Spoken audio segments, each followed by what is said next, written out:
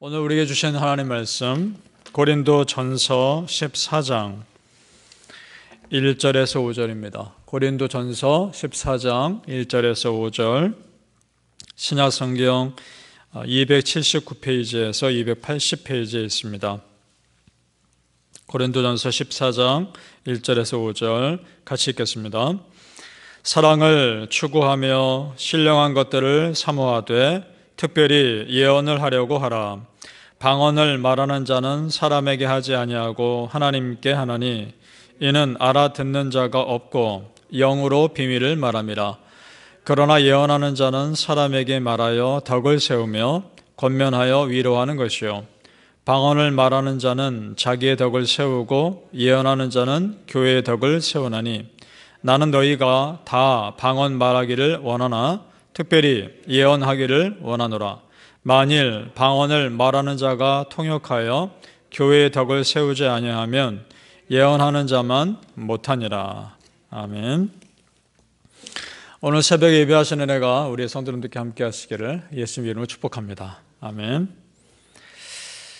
자, 고린도전서 14장 전체를 쭉 읽어가시면 당시 고린도 교회가 어땠을지 충분히 짐작이 되는데 계속해서 말씀드리고 있습니다. 하나님께서 이 고린도 교회에 참 은혜를 많이 주셨고 그래서 은사를 받은 분들이 참 많이 있었다는 것을 알 수 있습니다.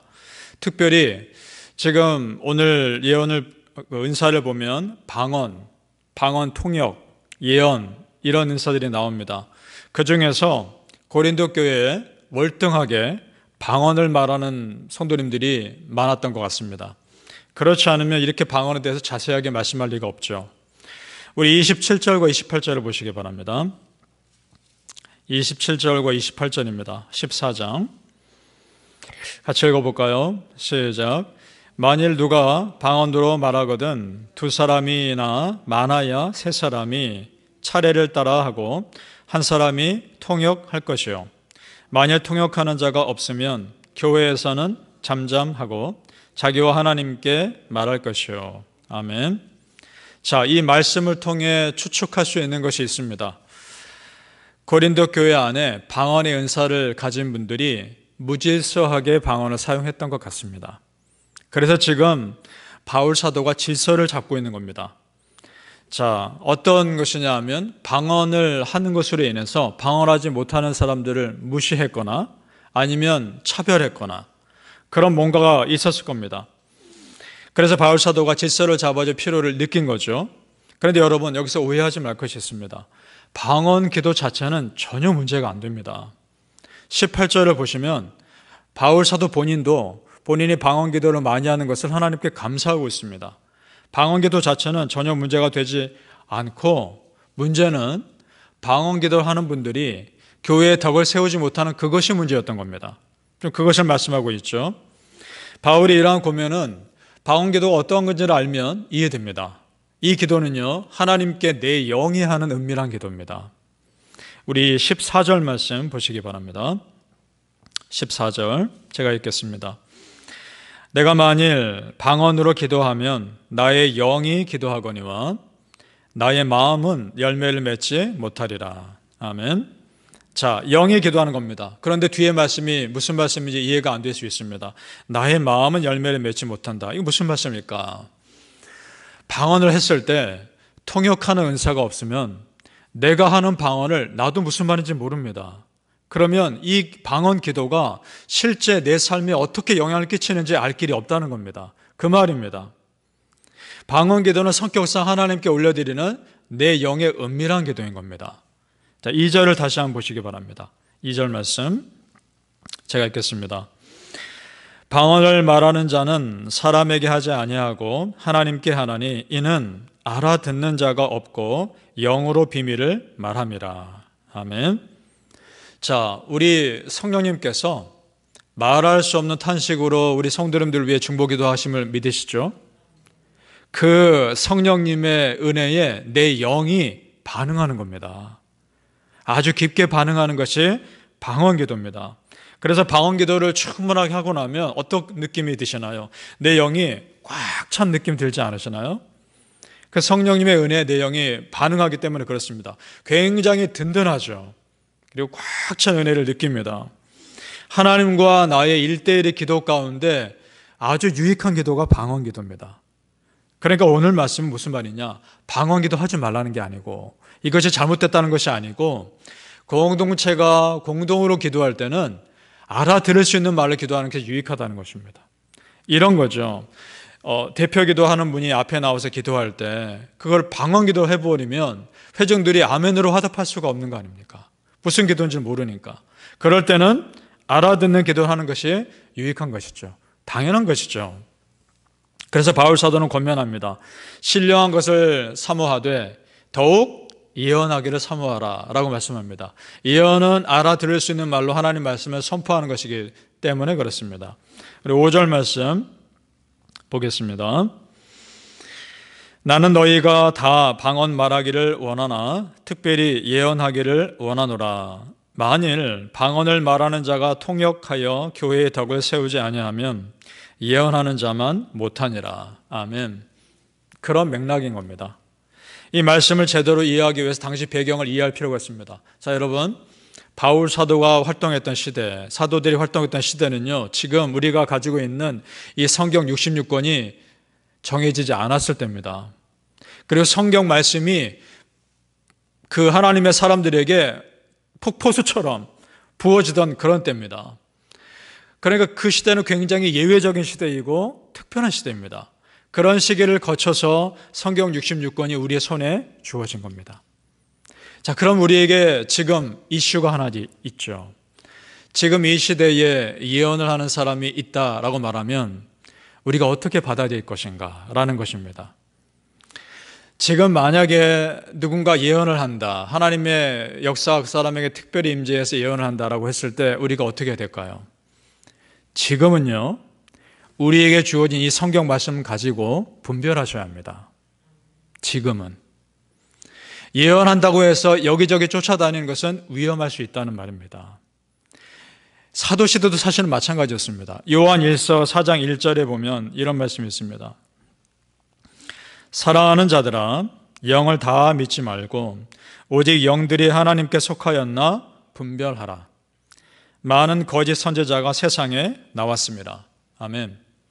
사도 요한의 시대도 그랬던 겁니다. 지금은 더 말할 것도 없죠. 여러분, 초대교회 시대와 지금은 분명 다릅니다.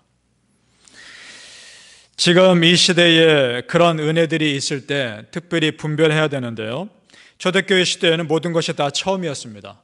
정말 풍성하게 모든 은혜들이 부어졌다면 또한 한편으로는 질서가 아직 정해지지 않았습니다. 그러나 지금은 이미 말씀이 주어졌습니다. 우리에게 분별할 수 있는 유일한 기준, 그것은 하나님의 말씀입니다. 자, 많은 영들이 있습니다. 거짓 영들의 역사도 분명 고린도 교회에 있었을 겁니다. 은사가 있었지만 거짓 영들의 역사도 컸을 겁니다. 그 거짓 영들이 교회를 무질서하게 했을 겁니다. 지금도 마찬가지입니다. 너도 나도 예언한다라고 말하는 사람들이 있죠. 나도 사도다라고 말하는 사람들이 지금 있습니다. 어떻게 해야 될 것인가? 분별하셔야 합니다.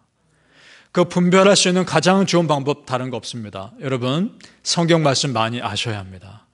그리고 더 중요한 건 제대로 아셔야 합니다. 그러기 위해서 성경 말씀 우리 성도님들 많이 읽으시길 바랍니다. 다른 거 없습니다. 많이 읽으십시오.